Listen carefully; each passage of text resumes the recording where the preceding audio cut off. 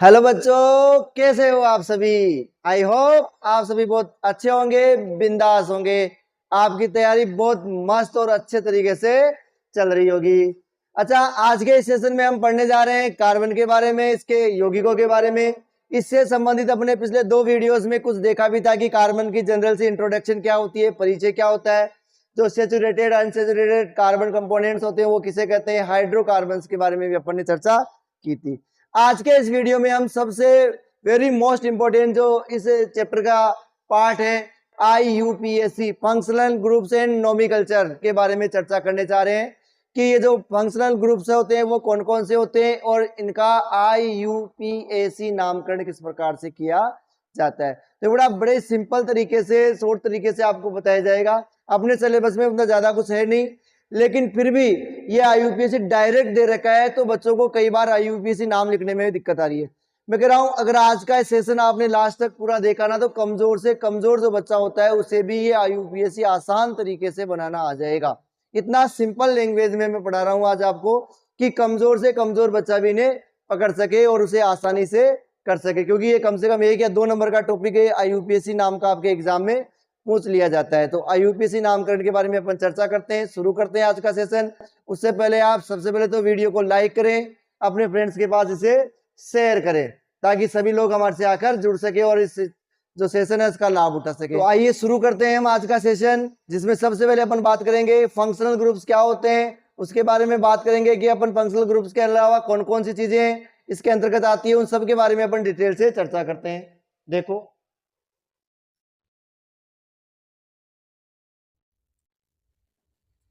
देखिए, सबसे पहले अपन बात करें प्रकार्यात्मक समूह या फंक्शनल ग्रुप्स क्या होते हैं। तो बेटा वे समूह, कार्बन श्रृंखला में आने वाले वे समूह जो कार्बन श्रृंखला को विशिष्ट गुण प्रदान करते हैं, यानी किसी भी कार्बन श्रृंखला में उपस्थित वे समूह जो कार्बन श्रृंखला को विशिष्ट गुण, ध्यान रखना, विशिष्ट गुण प्रदान करते हैं, फंक्शनल ग्रुप्स कहलाते हैं। अच्छा, इसमें एक विषम परमाणु से संबंधित भी क्वेश्चन पूछा जाता है कि ये विषम परमाणु क्या होता है। ठीक है, तो अपन ये कह सकते हैं कि जो हाइड्रोकार्बन श्रृंखला है, अभी तक अपने जो पढ़ा हाइड्रोकार्बन से संबंधित चीजें ही पढ़ रहे हैं अपन। इस हाइड्रोकार्बन में हाइड्रोजन और कार्बन से बनने वाली श्रृंखला में जो भी हाइड्रोजन को प्रतिस्थापित करने वाले परमाणु हैं, वो क्या कहलाते हैं, हाइड्रोकार्बन। अगर अपन को ये पूछे कि विषम परमाणुओं के उदाहरण दीजिए तो उदाहरण के रूप में मैं कह सकता हूं जैसे ऑक्सीजन प्रतिस्थापित कर ले, नाइट्रोजन प्रतिस्थापित कर दे, क्लोरीन कर दे या ब्रोमीन कर दे, या अपन बात करें आयोडीन, तो ये सभी जो समूह है ये विषम परमाणु कहलाते हैं, जिन्हें अपन फंक्शनल ग्रुप्स के नाम से भी जानेंगे। ठीक है, तो विषम परमाणु हाइड्रोकार्बन श्रृंखला में हाइड्रोजन को प्रतिस्थापित करने वाले जो समूह होते हैं, जो परमाणु होते हैं, उन्हें विषम परमाणु कहते हैं, जैसे ऑक्सीजन है, नाइट्रोजन है, क्लोरीन है, ब्रोमीन है इत्यादि। और हाइड्रोकार्बन श्रृंखला में जो समूह उपस्थित होते हैं वे समूह जिनकी वजह से हाइड्रोकार्बन श्रृंखला को विशिष्ट गुण प्राप्त होते हैं, उसी गुणों के अनुसार वो श्रृंखला कार्य करती है, वो क्या कहलाते हैं, क्रियात्मक समूह, प्रकार्यात्मक समूह या फंक्शनल ग्रुप्स कहलाते हैं। अब जो पढ़ेंगे अपन IUPAC, उस IUPAC में सबसे वेरी मोस्ट इंपोर्टेंट पार्ट इन्हीं का ही है, क्रियात्मक समूह का, प्रकार्यात्मक समूह का। इसके अलावा इसमें कुछ कौन कौन से हैं वो अपन बात करते हैं कि कौन कौन से प्रकार्यात्मक समूह हमारे NCERT 10th के सिलेबस के अंतर्गत। तो बेटा वैसे तो बहुत सारे हैं, अगर आप 11th 12th की चर्चा करें तो वहां बहुत बड़े विस्तार और डिटेल से दी गई, लेकिन अपने कुछ भी नहीं है, 4 से 5 क्रियात्मक समूह दिए गए, अपन को केवल उन्हीं की चर्चा करनी है, उन्हीं के बारे में पढ़ना है, तो आप उन्हीं के बारे में देखते हैं। सबसे पहले अपन बात करते हैं बेटा प्रकार्यात्मक समूह में ही एल्कोहल की। एल्कोहल, ठीक है, एल्कोहल समूह है, इस समूह का जो संरचना सूत्र है वो क्या होता है, OH। एल्कोहल समूह का जो संरचना सूत्र क्या होगा, वो OH होगा, और जो अनुलग्न है उसकी अपन बात करें तो ओल।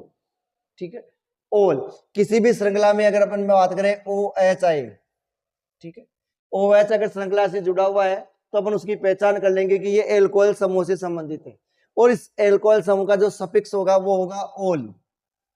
ठीक है, ओल जोड़ देंगे अपन। ठीक है, जैसे उदाहरण की बात करें तो यहाँ 3 कार्बन है, 1 2 3, आपको बताया होगा कि 3 कार्बन को अपन किस नाम से जानते हैं, जो आपने रूट नेम पढ़े थे मैंने पहले कहा था रूट नेम आप याद करना, इससे पिछले वाले वीडियो को अगर आपने नहीं देखा है तो जरूर देखें, उसमें अपन ने सेचुरेटेड अनसेचुरेटेड जो हाइड्रोकार्बन है उनमें रूट नेम्स की भी चर्चा की है।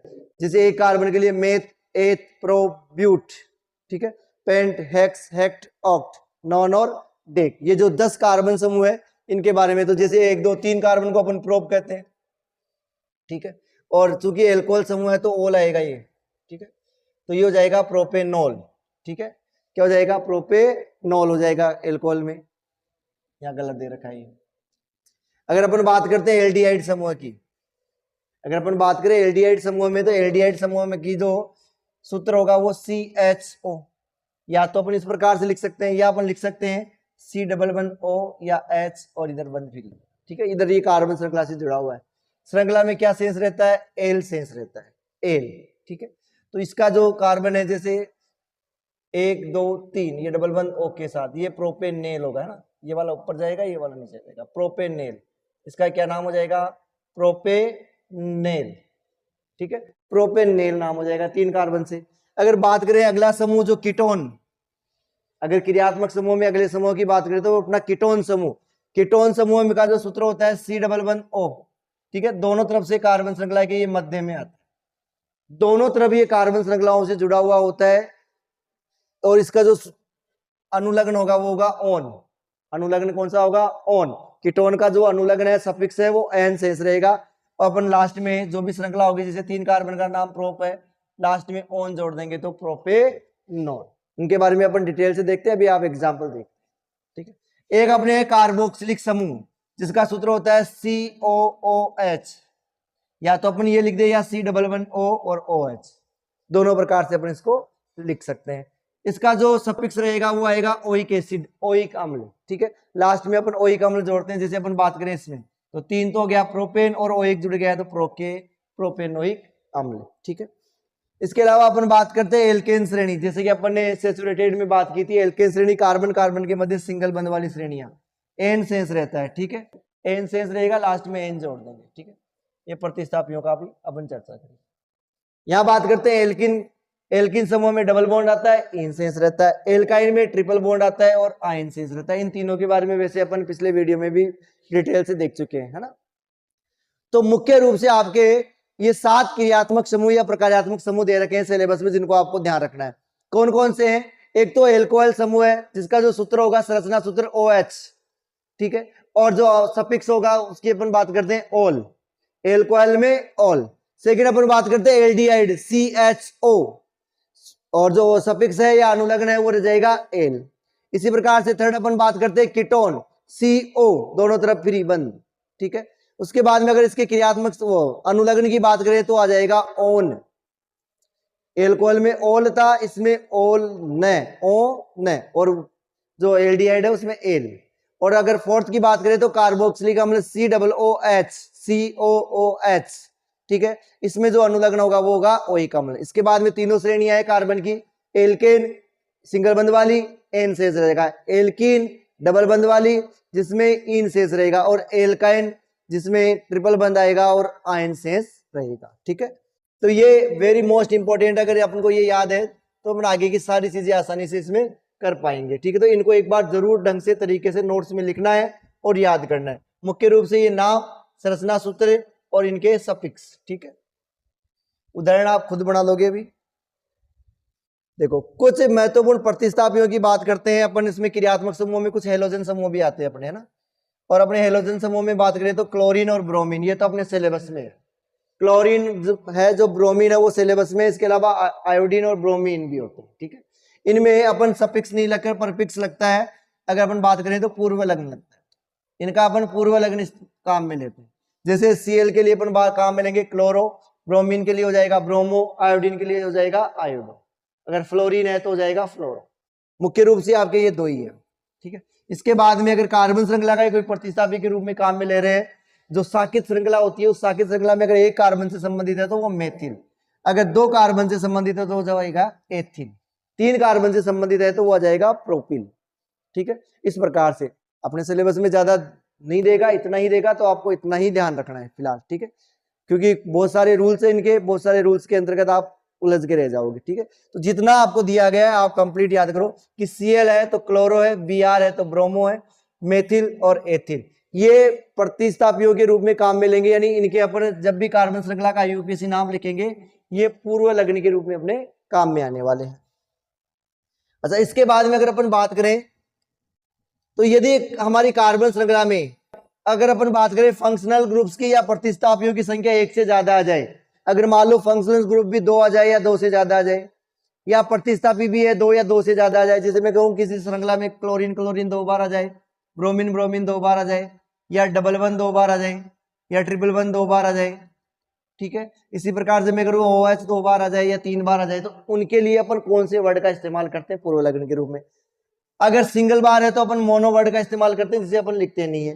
2 के लिए अपन डाई का इस्तेमाल करेंगे, जैसे डाई क्लोरो, डाई ब्रोमो, ठीक है, डाई इन, डाई आइन, इस प्रकार से। अगर 3 बार आता है, ये ट्रिपल बार अगर ये रिवाइज हो रहा है तो अपन उसे कहेंगे ट्राई। ठीक है, और अगर 4 हो रहा है तो टेट्रा, 5 हो रहा है तो पेंटा, इसी प्रकार से hexa, hepta.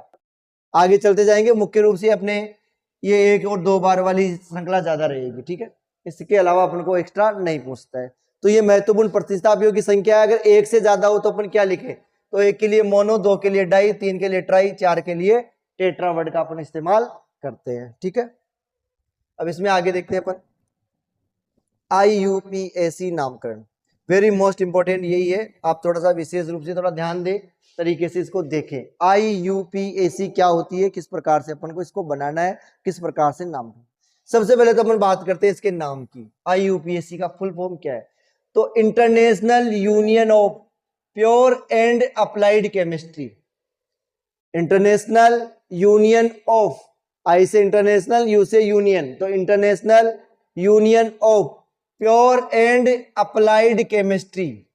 Pure and applied chemistry, इसका फुल फॉर्म भी ध्यान रखना, फुल फॉर्म भी अपन से पूछा जाता है ना, तो फुल फॉर्म भी आप थोड़ा सा ध्यान रखना इसका। International union of pure and applied chemistry, ये इसकी फुल फॉर्म रहेगी। अब इसके अंतर्गत जो अपन नॉमिनिकेशन करेंगे या नामकरण करेंगे वो कैसे करना, इसके कुछ रूल्स देख लेते हैं। सबसे पहले अपन बात करते हैं फर्स्ट रूल्स की, क्या क्या चीजें आपको ध्यान रखना। तो IUPAC नामकरण के अंतर्गत सबसे पहले हमें सबसे लंबी जो कार्बन श्रृंखला की चेन है उसका सिलेक्शन करना है, सबसे लंबी कार्बन श्रृंखला का चयन करना है। ठीक है, सबसे लंबी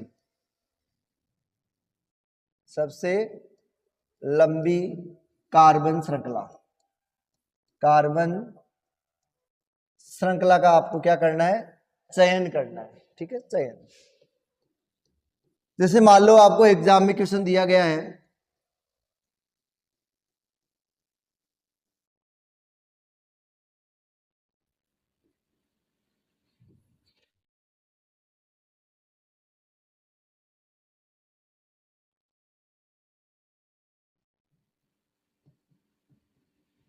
इस प्रकार से मान लो कोई 3-4 कार्बन श्रृंखला, इसमें हाइड्रोजन नहीं लगे हुए, सब में हाइड्रोजन लगेंगे, हाइड्रोकार्बन श्रृंखला हो जाएगी। ठीक है, जितने भी बंद बचेंगे उसके बाद में सब में अपन हाइड्रोजन लगा देंगे, अपन बाद में देखते हैं। फिलहाल अपन नॉर्मली देखते हैं कि कार्बन श्रृंखला का चयन कैसे करते हैं। तो सबसे पहले कार्बन श्रृंखला का चयन करते हैं, तो ये देखो 1 2 3 4 5 6 7 और एक ही प्रकार की श्रृंखला है ये, जो ये कार्बन श्रृंखला है अपनी, या एक ही प्रकार की कार्बन श्रृंखला है, तो अपन नॉर्मल रूप से अगर चयन की बात करें तो अपन इसका चयन कर लेंगे। ठीक है, सिंगल श्रृंखला है तो सीधी सीधी सी चयन होगी।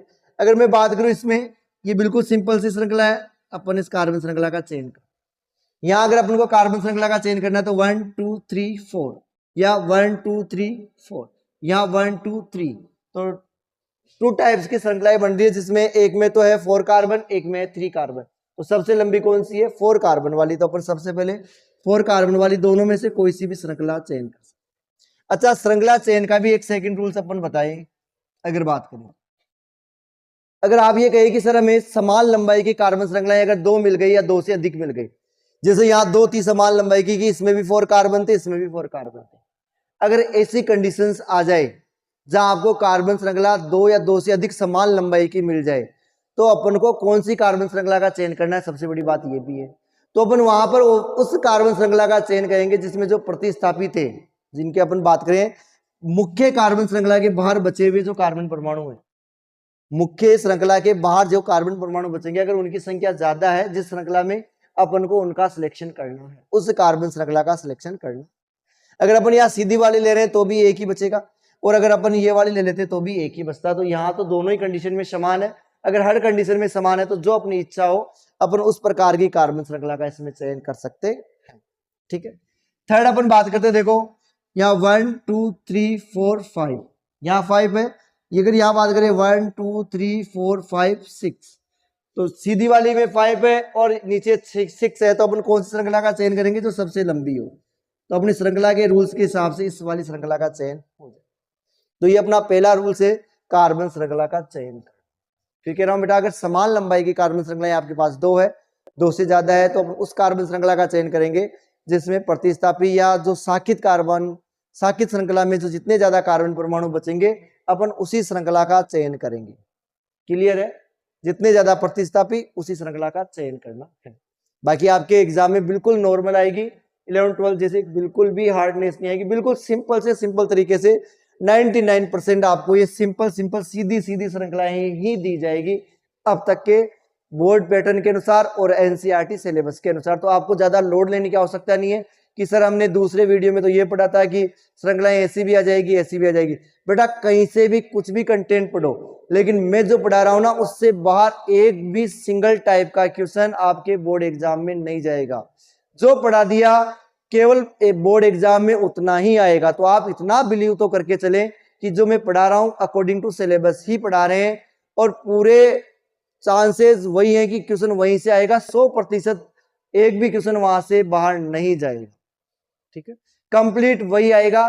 तो कहां से क्या पढ़ रहे हो और कौन क्या पढ़ा रहा है उसके अपन को लेना देना नहीं है। अपन को सिर्फ उतना ध्यान रखना है कि अपने सिलेबस में क्या है और हमें कितना सीखना है। बाकी सीखने के लिए तो बहुत ज्यादा चीजें हैं, अपन वो भी चीजें सीख सकते हैं, लेकिन जब वो हमारे काम में नहीं आ रही है फिलहाल, तो अपने अपने जो मस्तिष्क है उसका बर्डन, अपने ब्रेन को इतना बर्डन क्यों दे? जितना बर्डन है वो सफिशियंट है अपनी 10th के हिसाब से। ये सीख के जाओगे 11th में और बेटर तरीके से आपको समझ में आएगा। ठीक है, तो कंप्लीटली आप इसी प्रकार से रहो कि आपको नॉर्मल से ये चीजें समझ में आ जाए। अपना जो सेकंड रूल्स रहेगा उसमें रहेगा कार्बन श्रृंखला का नाम अंकन। कार्बन श्रृंखला का अपन क्या करेंगे बेटा? अंकन करेंगे, है ना। गणितीय रूपांतरण करते हैं, अंकन करते हैं इसको। भाई कार्बन संख्या को संख्या प्रदान करते हैं कि किसको अपन कितने नंबर पे लिख रहे हैं। तो अगर सिंपल सी श्रृंखला है तो उसमें अंकन अपन किसी भी प्रकार से करते हैं, चाहे लेफ्ट से करो चाहे राइट से करो, किसी भी तरीके से अपन इसमें अंकन कर सकते हैं। जैसे मैं बात करूं 1 2 3 4 5 6 7, तो मैं चाहे अंकन इस तरफ से लिखूं 1 2 3 4 5 6 7, या मैं अगर इस तरफ से करता तो भी वही सेम चीज हो जाती। अगर मैं इसकी बात करूं तो 1 2 3 4। अगर इसमें बात करें, अगर मुख्य श्रृंखला के बाहर कोई साकित श्रृंखलाएं बची है, प्रतिस्थापी बचे हैं, तो अपन को अंकन उस दिशा से प्रारंभ करना चाहिए जहां से इनको कम से कम नंबर मिले।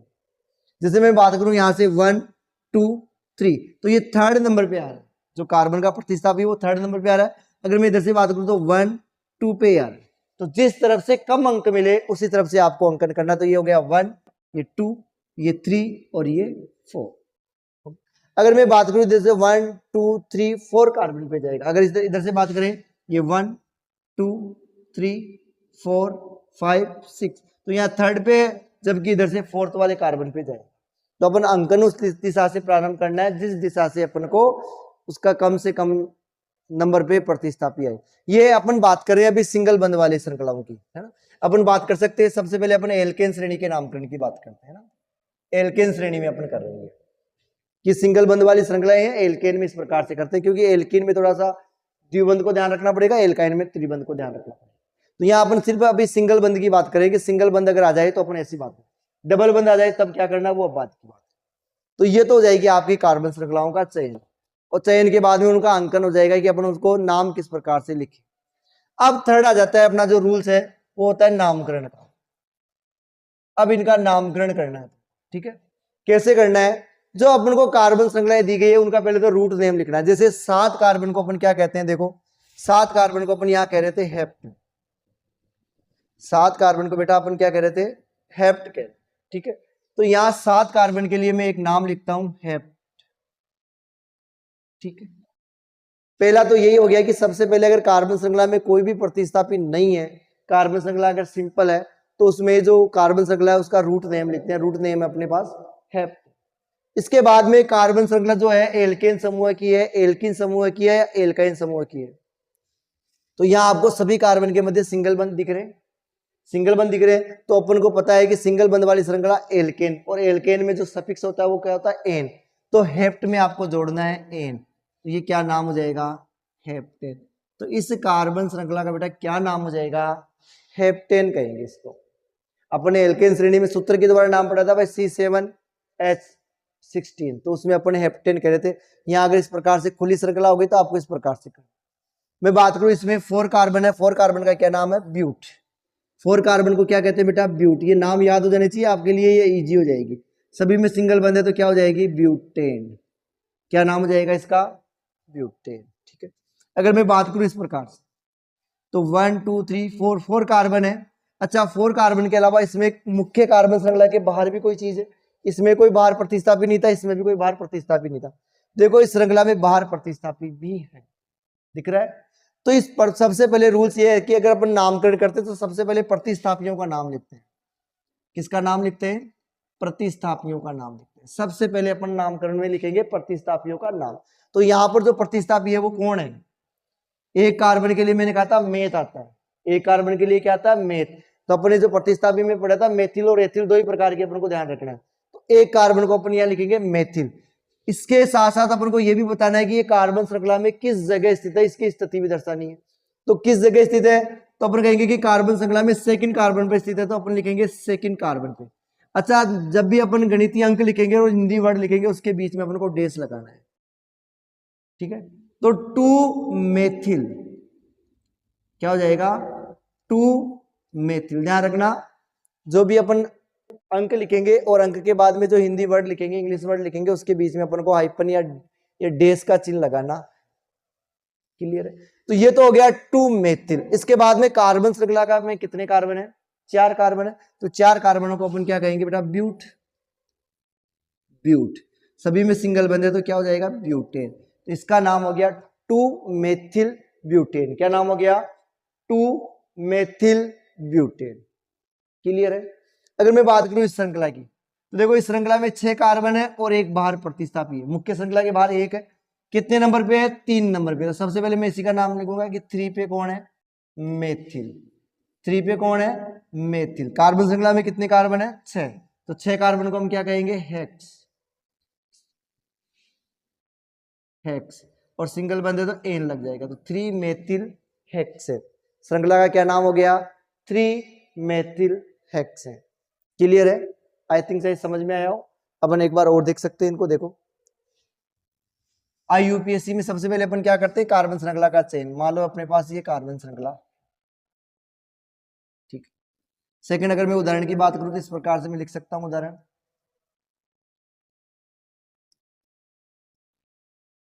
अच्छा एक चीज का और ध्यान रखना है, अगर दोनों तरफ से प्रतिस्थापियों की संख्या बराबर आ रही तो अपन किसी भी तरफ से अंकन कर सकते हैं। प्रतिस्थापी अगर समान जगह आ रहे हैं, हाँ अगर इस तरफ से प्रतिस्थापियों की संख्या ज्यादा है तो इस तरफ से अंकन करेंगे, अगर इस तरफ से प्रतिस्थापियों की संख्या ज्यादा आ रही है तो इस तरफ से। जिस तरफ से प्रतिस्थापियों की संख्या ज्यादा आ रही है अपन अंकन उसी तरफ से करते हैं।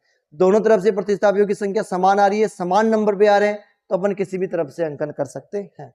जैसे मैं बात करूं इसमें, तो अगर अपन कार्बन श्रृंखला के चयन की बात करें तो कार्बन श्रृंखला ये सीधी सीधी हो जाएगी, क्योंकि कार्बन श्रृंखला में सिर्फ कार्बन को रखना है, कार्बन के अलावा कोई भी परमाणु वो श्रृंखला के बाहर रहेंगे। अगर इसकी बात करें तो ये कार्बन श्रृंखला हो जाएगी। सेकंड अपना रूल्स था अंकन, तो देखो 1 2 3 पे Cl आ रहा है, यहाँ 1 और 2 पे आ रहा है, तो अंकन किस तरफ से हो जाएगा इधर से 1 2 3 और 4। अगर इसकी बात करें तो 1 2 3 1 2 3 दोनों तरफ से समान आ रहे हैं, प्रतिस्थापी भी एक ही है, तो अपन किसी भी तरफ से अंकन कर सकते हैं 1 2 3 4 5। ठीक है। नामकरण की बात करते तो नामकरण में सबसे पहले अपन क्या करते हैं प्रतिस्थापी का नाम लिखते हैं। प्रतिस्थापी दे रखा है तो दे लिख दो, कितने नंबर पे है 2 पे, तो मैं लिखूंगा 2 क्लोरो। क्या हो जाएगा इसका नाम 2 क्लोरो।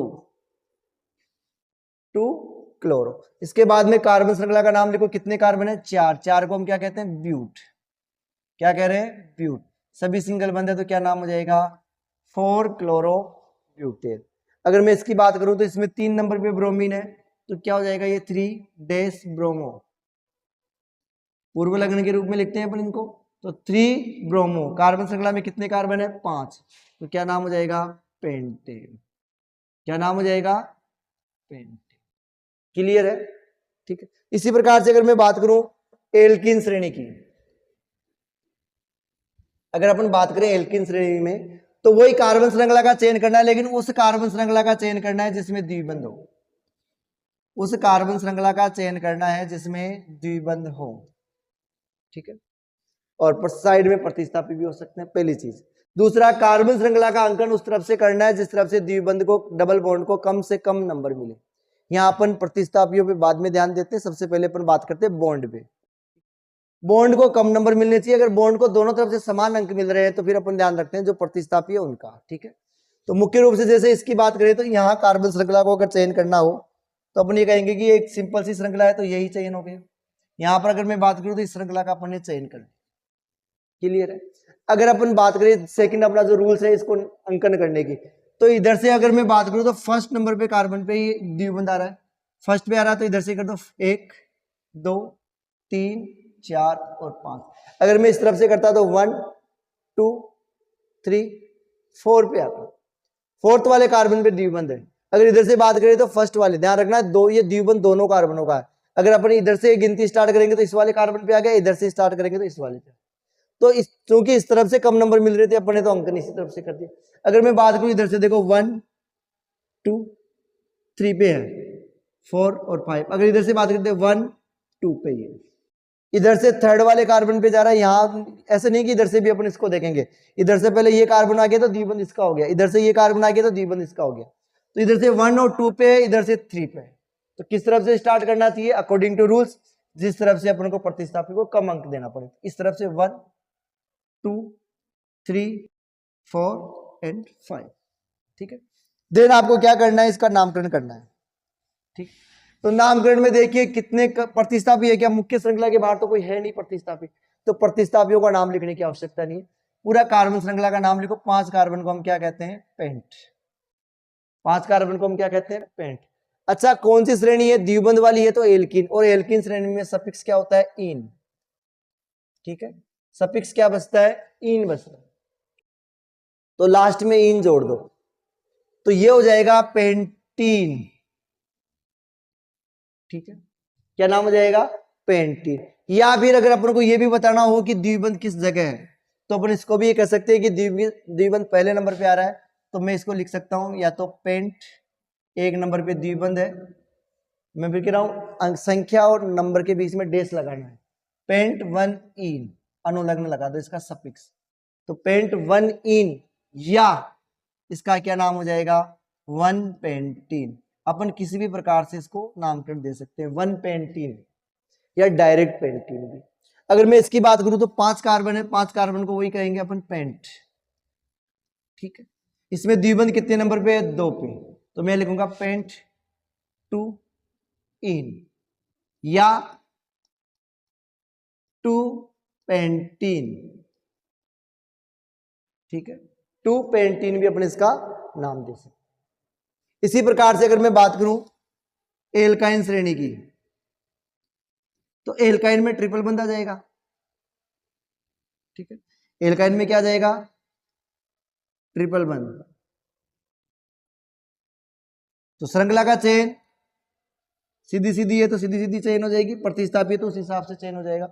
दूसरा अंकन, तो अंकन के लिए वही बात आ गई, जिस तरफ से त्रिबंध को कम अंक मिले। पहले द्विबंध था, अब की बार त्रिबंध है, तो त्रिबंध यहाँ 1 नंबर पे आ रहा है, तो 1 2 3 4 और 5। अगर इधर से बात करें तो 1 2 पे, इधर से बात करें 1 और 2 दोनों तरफ से बराबर, तो अपनी जहां इच्छा हो नामकरण कर लो, 1 2 3 और 4।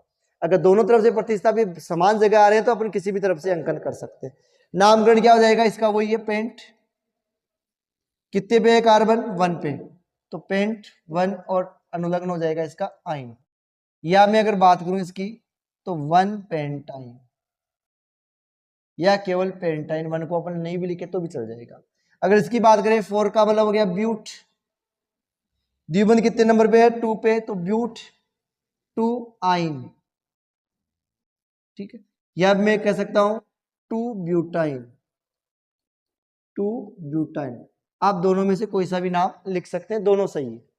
ठीक है, तो एल्केन, एल्किन और एल्काइन में इतना ध्यान रखना है कि एल्किन में तो अपन सीधी सीधी श्रृंखला चयन कर सकते हैं, अंकन किधर से भी कर सकते हैं।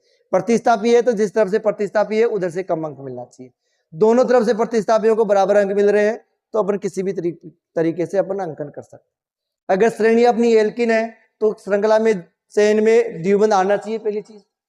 दूसरी बात, जब अंकन करेंगे तो द्विबंध को कम से कम अंक मिले, इस चीज का ध्यान रखें।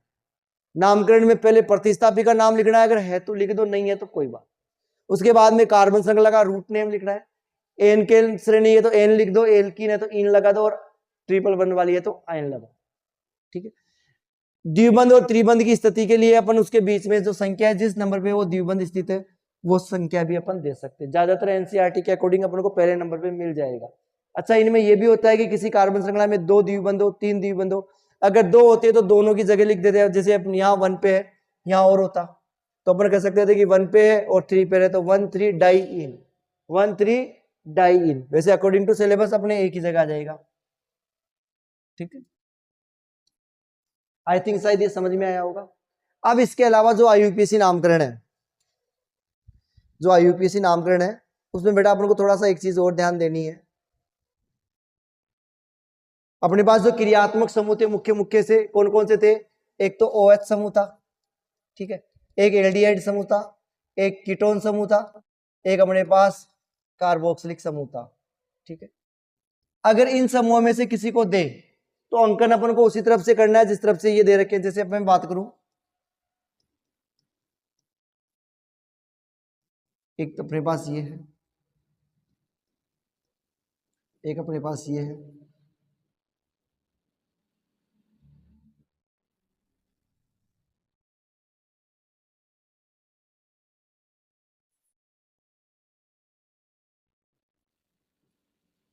ठीक है, इस प्रकार से। तो सबसे पहला रूल्स तो क्या होगा अपना? श्रृंखला चयन का। श्रृंखला चयन करो, सीधी सीधी हो गई। अगर श्रृंखला में कार्बन है तो लेना है, कार्बन नहीं लेना है, नहीं है तो छोड़ दो। अगर मैं इसकी बात करूं तो यही हो गई श्रृंखला। कोई कार्बन नहीं था पर क्रियात्मक समूह में अपन ने छोड़ दिया। इसमें क्रियात्मक समूह में कार्बन था, ले लिया। इसमें क्रियात्मक समूह में जो कार्बन है उसे ले लिया, वो साइड में रह जाए। ये गिनती में आएंगे कार्बन। यहाँ अगर मैं गिनती करूँ तो क्रियात्मक समूह को प्राथमिकता देनी है तो 1 2 3 4। यहाँ अगर बात करें तो 1 और 2, इसकी बात करें तो 1 2 3, इसकी बात करें तो 1 2 पे, 1 2 3 पे, तो 1 2 3 4। ये अंकन हो गया।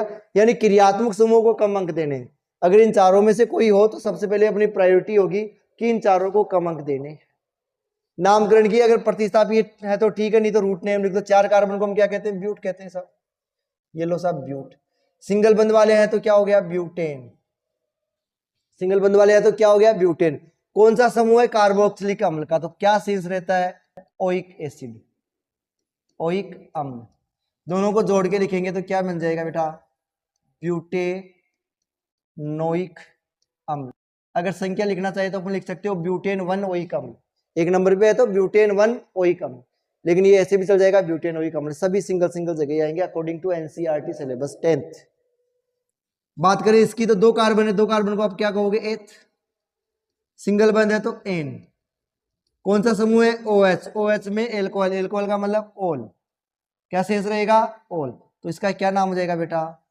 एथे। न में ओ जुड़ेगा तो नॉल, एथेनॉल। ठीक है, ये एथेनॉल हो गया।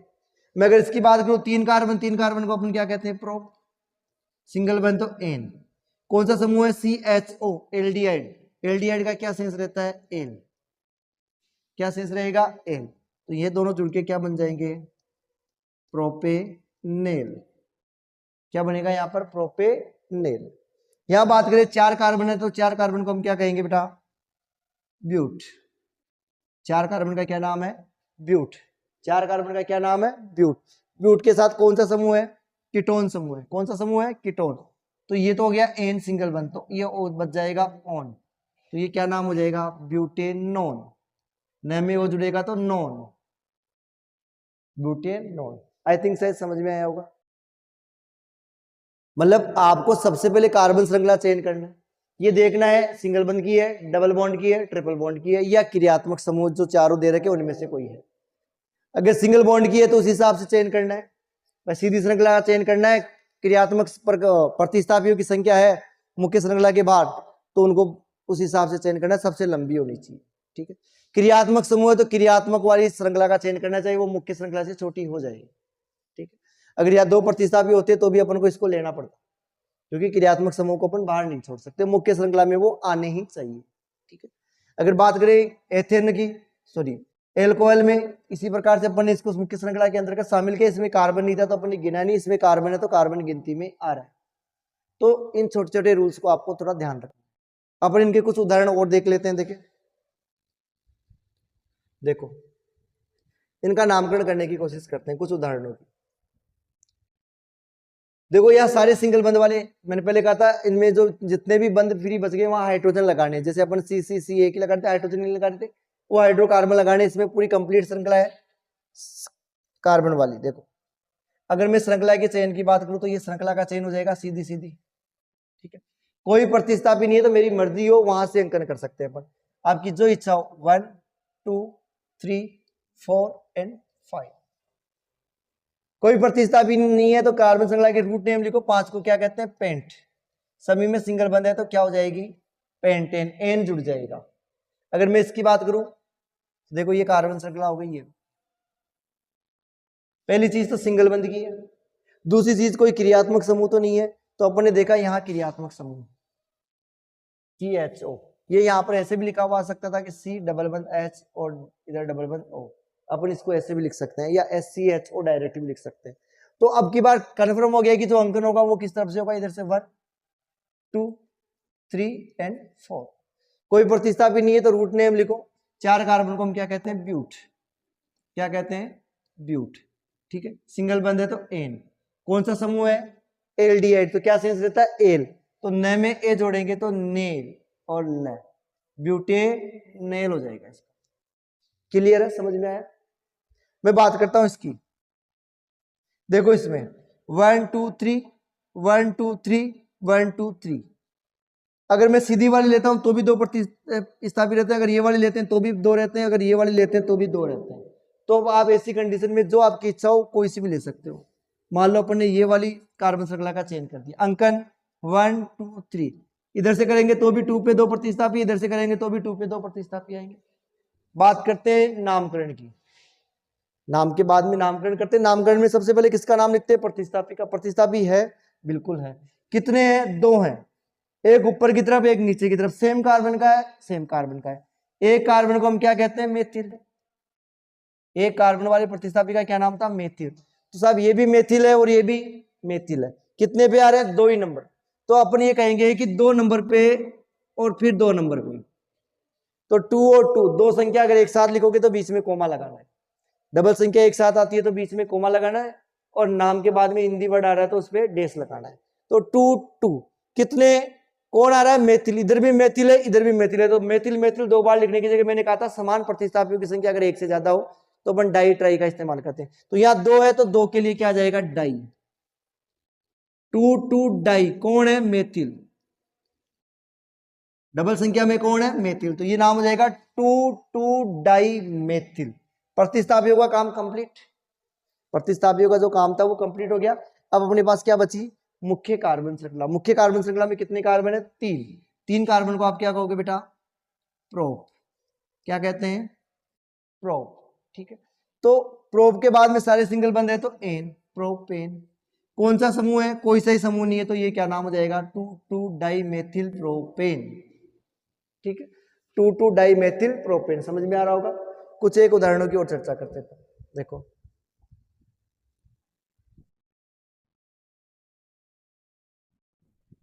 देखिए यहां अगर मैं बात करूं तो 1 2 3 4 5 6 या 1 2 3 4 5, तो ये वाले ले नहीं सकते क्योंकि यहाँ C डबल बंद O कीटोन वर्ग आ रहा है, तो अपने पास जो कार्बन श्रृंखला है वो ये वाली हो जाएगी। ठीक है, अंकन जिस तरफ से क्रियात्मक समूह को या द्विबंध को कम अंक मिले, तो यहाँ क्रियात्मक समूह ये रह गया, तो यहाँ से 2 पे आएगा और यहाँ 1 2 3 4 5 पे आएगा। तो अंकन अपना अकॉर्डिंग टू रूल्स ये हो गया 1 2 3 4 5 एंड 6। जो क्रियात्मक IUPAC में अपन जो अंकन करेंगे उस तरफ से करेंगे जिस तरफ से क्रियात्मक समूह को कम से कम नंबर मिले। तो 1 2 3 4 5 एंड 6। क्लियर है, समझ में आ रहा होगा। देखो अब अपन बात करते हैं नामकरण की। तो नामकरण में पहले कोई प्रतिस्थापी है क्या? तो एक है। ये तो क्रियात्मक समूह का ये ओ अलग से नहीं है। कितने नंबर पे है? 3 पे। तो आप लिखोगे 3 पे कौन है? मेथिल। एक कार्बन को क्या कहते हैं? मेथ। तो प्रतिस्थापी में ये हो जाएगा 3 पर मेथिल। 3 पर मेथिल है, इसके अलावा कोई और है क्या? नहीं दिख रहा भाई, कहीं पे भी इसके अलावा कोई प्रतिस्थापी नहीं है। तो 3 पे मेथिल लिख दिया। अब कार्बन श्रृंखला का रूट नेम लिखो। रूट नेम में कितने कार्बन है? 6। तो 6 को क्या कहते हैं? 6 को क्या कहते हैं? हेक्स। और सिंगल बंद है सभी में तो एन हो जाएगी। कार्बन कार्बन के मध्य के बंद देखने बेटा आपको, कार्बन कार्बन के मध्य के बंद देखने, सभी में सिंगल बंद है तो ये क्या हो जाएगा? N, hexane. क्लियर है। तो ये हेक्सेन हो गया, 3 मेथिल हेक्सेन। अब इसमें कोई क्रियात्मक समूह तो साहब ये रहा, कौन सा है? कीटोन। कीटोन का क्या शेष रहता है? ओन। तो हेक्सेन में ओन जोड़ दो आप, तो क्या हो जाएगा? 3 मेथिल। इसको अगर जोड़ के लिखोगे तो क्या हो जाएगा? हेक्सेन में ओ जुड़ेगा तो 9 और ये 9, 3 मेथिल हेक्सेनोन। क्या नाम हो जाएगा? 3 मेथिल हेक्सेनोन। क्लियर है। अगर अपन बात करें इसकी, इसमें देखिए कार्बन श्रृंखला तो यही होगी और कोई प्रतिस्थापी के रूप में है ही नहीं। अब करते हैं इसके अंकन की। तो 1 और 2, 2 पे है 3 पे है। अगर मैं इधर से बात करूं 1 2 3, 2 पे है 3 पे है। देखो जब ऐसी कंडीशन आ जाए कि जब दोनों तरफ से प्रतिस्थापियों की संख्या बराबर है, अगर प्रतिस्थापी दोनों तरफ से एक समान है तो अपन गिनती किसी भी तरफ से कर सकते हैं। लेकिन अगर दोनों प्रतिस्थापी अलग अलग है, जैसे यहां देखो ब्रोमीन, यहां क्लोरो, यहां ब्रोमो, यहां क्लोरो। 2 पे क्लोरो आ रहा है इधर से 2 पे कौन आ रहा है? ब्रोमो आ रहा है। अगर दोनों तरफ से समान नंबर पे अलग अलग प्रतिस्थापी आ रहे हैं ना, तो अपन को अंकन उस दिशा से करना है, उनके नंबरिंग उस दिशा से करना है जिस दिशा से अल्फाबेट में पहले आने वाला प्रतिस्थापी। जो अल्फाबेट में पहले आता है उसे अपन पहले, ब्रोमो का भी पहले आएगा, क्लोरो बाद में आएगा। तो ये पहले आ रहा है तो अपन अंकन किस तरफ से करेंगे? इस तरफ से 1 2 3 एंड 4। सीधी सी बात है, अंकन हो जाएगा 1 2 3 एंड 4। क्लियर है। ध्यान रखना दोनों तरफ से प्रतिस्थापी समान आ रहे हैं तो अपन को अंकन उस दिशा से करना है जो अल्फाबेट में पहले आता हो। तो अल्फाबेट में ब्रोमो पहले आ रहा था इसलिए अपने ब्रोमो की तरफ से अंकन कर दिया। ठीक है। अब अपन नामकरण करते हैं सबसे पहले प्रतिस्थापियों का। तो प्रतिस्थापी में भी नाम पहले उसका लिखेंगे अगर एक से ज्यादा प्रतिस्थापी है जो अल्फाबेट में पहले आए। अगर एक ही प्रतिस्थापी है तो उसका नाम लिख दो। अगर एक से ज्यादा प्रतिस्थापी आ रहे हैं तो अपन को उनका नाम पहले लिखना है जो अल्फाबेट में पहले आते हैं। तो इस अल्फाबेट में पहले कौन आएगा? ब्रोमो। तो ये 2 डेस ब्रोमो। ठीक है। उसके बाद में क्या लिखना है? 3 पे क्लोरो, तो फिर लगाना है डेस, 3 डेस 3 क्लोरो। मैं फिर कह रहा हूं नाम के बाद में अगर आपको नंबरिंग लिखनी है तो नंबरिंग के लिए पहले नाम और संख्या के बीच में आपको डेस लगाना है। तो 2 ब्रोमो 3 क्लोरो। इसके अलावा कोई नहीं है। कार्बन श्रृंखला में कितने कार्बन है? 4। तो 4 को हम क्या कहते हैं? ब्यूट। और सभी में सिंगल बंद है तो क्या जुड़ जाएगा? एन। तो 2 ब्रोमो 3 क्लोरो ब्यूटेन। क्लियर है। अब देखो इसकी बात करते हैं। यहां क्रियात्मक समूह है COOH, तो ये श्रृंखला आपकी ये वाली हो जाएगी। सबसे लंबी श्रृंखला यही है। अगर आप श्रृंखला में इसको लेंगे तो ये छूट जाएगा, इसको लोगे तो ये छूट जाएगा, तो बराबर ही हो जाएगी। अब अंकन देखो 1 2 पे प्रतिस्थापी है। इधर से मैं बात करूं 1 2 3 4 पे प्रतिस्थापी है तो आप ये सोचो कि सर इधर से कर दे, लेकिन इससे पहले ये देखो कि क्या श्रृंखला एकल बंद वाली है, एकल बंद वाली है। कोई क्रियात्मक समूह ये रहा कार्बोक्सिलिक अम्ल। कौन सा फंक्शनल ग्रुप है? COOH वाला। तो अपने कहा था कि प्रतिस्थापियों के अलावा अगर फंक्शनल ग्रुप हो तो सर्वाधिक जो महत्ता है किसको देनी है? फंक्शनल ग्रुप को ही देनी है। ठीक है। तो अपने फंक्शनल ग्रुप से अंकन करते हैं 1 2 3 4 एंड 5। ठीक है। सबसे पहले नाम किसका लिखेंगे? प्रतिस्थापियों का। प्रतिस्थापी कितने? 2 हैं। दोनों ही कितने नंबर पे? 4 पे। दोनों एक समान है क्या भाई? बिल्कुल एक समान है। एक समान है मतलब एक साथ लिख दो। तो 4 है, 4 एंड 4 डेस। एक समान है तो अपन लिखा देंगे कि समान संख्या वाले कितने हैं, 2 हैं तो डाई। कौन है, मेथिल है तो मेथिल। एक कार्बन को मेथिल कहते हैं ना, सिंगल कार्बन को मेथिल कहेंगे, तो यहां आ जाएगा 4 डाई मेथिल। कार्बन श्रृंखला में कितने कार्बन है, 5, तो यहाँ 5 का नाम हो जाएगा पेंट। सिंगल बंद है तो एन। और क्रियात्मक समूह या फंक्शनल ग्रुप कौन सा है आपका, ओइक अम्ल। कार्बोक्सिलिक अम्ल का क्या सेंस रहेगा, ओइक अम्ल। तो नाम क्या हो जाएगा, पेंटेन में ओइक जुड़ेगा तो 4 डाई मेथिल पेंटेनोइक अम्ल, पेंटेनोइक अम्ल। ठीक है, इसी को जोड़ के लिखना है, दोनों को अलग अलग नहीं लिखना। ये समझाने के लिए था। पेंटेन प्लस ओइक अम्ल कैसे जुड़ेंगे, पेंटेनोइक अम्ल के रूप। आई थिंक शायद आपके ये पूरी डिटेल समझ में आई होगी। आगे देखो बेटा। अच्छा, ये कुछ है जो आपके लिए, ये उदाहरण आपको सोल्व करने हैं। ये जो भी उदाहरण दे रखे हैं इसमें आपको सोल्व करने, आपको ये यूपीएससी नाम लिखना है। देखते हैं आपको कितना समझ में आया। अगर नहीं समझ में आया तो कमेंट बॉक्स में जरूर डालें, हम इस पे एक वीडियो और लेके आ जाएंगे। इसी पे सेम वीडियो और लेके आ जाएंगे, और बारीकी से लेके आ जाएंगे, और डिटेल से लेके आ जाएंगे। ठीक है, लेकिन ये आपको बनाना है। जैसे ये वाली कार्बन श्रृंखला है, द्विबंध है, तो ये सीधी सीधी कार्बन श्रृंखला हो जाएगी। ठीक है, जैसे अगर अपन बात करें तो कैसे चयन करोगे इसका, देखो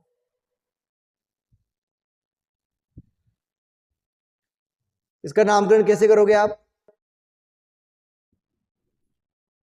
जैसे ये कार्बन श्रृंखला का चयन कर लिया, ठीक है, अंकन किस तरह से करोगे, जिस तरह से द्विबंध को कम, भाई श्रृंखला में द्विबंध है, द्विबंध को महत्व दो, 1 2 3 4। श्रृंखला में प्रतिस्थापी है क्या, नहीं है। नहीं है तो रूट नेम लिखो, रूट नेम क्या जाएगा, ब्यूट। कौन सी है, द्विबंध की है, तो ब्यूट प्लस इन। ठीक है, तो क्या नाम हो जाएगा, ब्यूटीन। या तो ब्यूटीन लिख दो या ब्यूट 1 इन लिख दो, भाई 1 पे है ना द्विबंध, 1 ब्यूटीन। इसी प्रकार से इसका आपको करना है, इसका करना है। यहाँ क्लोरीन है, ध्यान रखना, ये श्रृंखला में शामिल नहीं होगी, प्रतिस्थापी के रूप में आएगी। ये वाला करना है और ये वाला करना है। इन चारों के नामकरण आपको करना है, और चारों के नाम आपको कमेंट बॉक्स में लिखने हैं। भाई आपने इसका नामकरण, इसको मैं 1 नंबर दे रहा हूँ, इसको 2 नंबर दे रहे हैं, इसको 3, ये 4 और ये 5। ठीक है, इन पांचों के आपको यूपीएससी नाम लिखने, और कमेंट बॉक्स में कमेंट करना है कि किसका नाम क्या है, कि आप क्या नाम निकालते हो। कमेंट बॉक्स में कीजिए। अगर आपको ये समझ में नहीं आए हो तो हमें प्लीज कमेंट बॉक्स में बताइए कि आपको ये चीज समझ में नहीं है। इस पे एक वीडियो अपन और लेके आएंगे, केवल यूपीएससी का वीडियो दोबारा ले आएंगे, उसमें अपन और तरीके से समझ लेंगे। ठीक है, लेकिन इसको आपको ये सोल्व करने हैं, जो तरीके से समझे। सबसे पहले ध्यान रखना है, श्रृंखला का चयन होगा। ठीक है, प्रतिस्थापियों की संख्या अगर समान है तो प्रतिस्थापियों की संख्या के आधार पे कर लो, प्रतिस्थापी नहीं है तो सीधी वाली श्रृंखला हो जाएगी।